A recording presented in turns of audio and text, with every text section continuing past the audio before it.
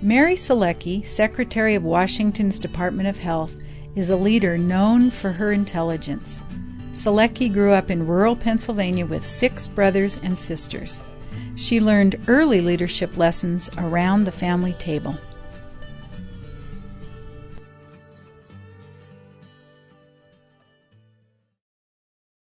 I do love public service. I mean, when I say that, my folks would always ask us when we'd say, gee, how come they are or they aren't doing this, that, or the other? And they'd say, well, what about you? Why aren't you the one stepping up to the mark? Why aren't you taking it on? And there is actually a poem by Henry Wadsworth Longfellow, A Psalm of Life.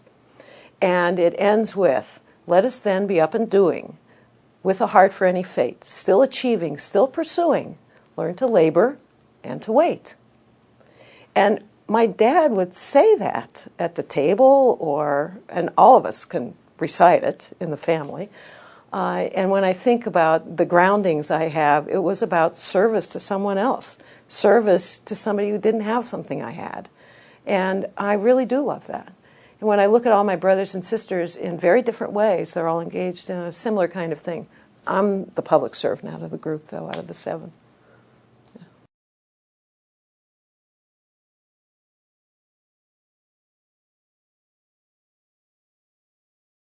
Well, when you're in a small town, you don't have a lot of assets readily available to you, and you have to search out partners, you have to search out people and even other communities who might be able to help you solve your issue in your community.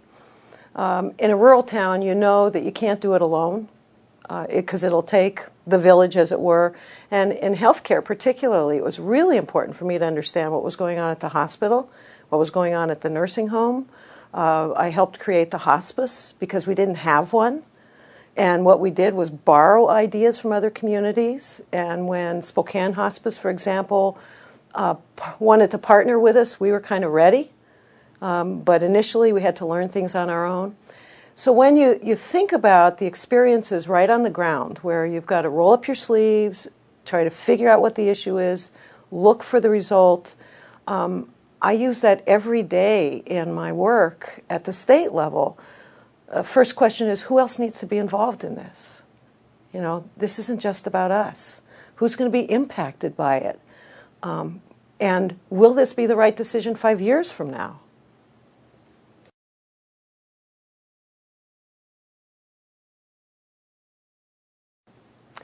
Well, they have to be an individual that I can trust and that they can engender trust in someone else. Because without that trust, you really can't move molehills or mountains. So you've got to get some trust. They have to be brave. If they're going to run at the first skirmish, I need somebody who can be brave. Because we get a lot of, slings and arrows and all those kinds of things that are tossed at us, and and every one of them can hurt as an individual, but as an individual who's responsible for a governmental organization, you've got to be able to hear it and move it on, so that they've got to be brave. They have to be risk takers, but be wise about their risks, because everybody wants progress, but no one wants change. And somewhere in between those things, you really do have to do both.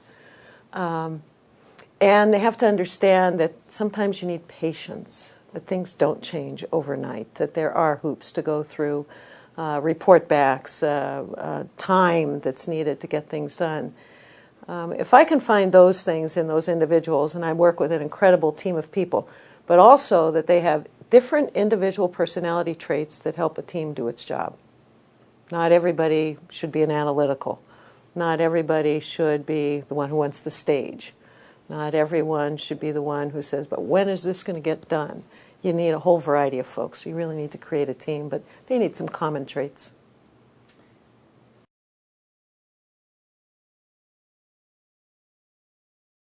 From a health standpoint, that we really have made a difference in people's health through reduced smoking, from a health standpoint. My responsibility is to improve people's health as Secretary of Health. And I think that is one that will pay dividends to the population of the state for many, many generations. from a leadership standpoint, responsible for an agency with 1,400 people, that we had a learning culture, that people could learn from each other, learn from mistakes, learn from successes, and that we were able to share those kinds of learnings to improve the work we did. From a community standpoint, that we respected all the views that were out there. You know, I mean, we may end up with a policy statement that people agree or don't agree with, or a change in a program, but we were able to hear what they had to say about it, that we were open to that. That's what I'd like for any kind of imprint I would leave for my service in state government.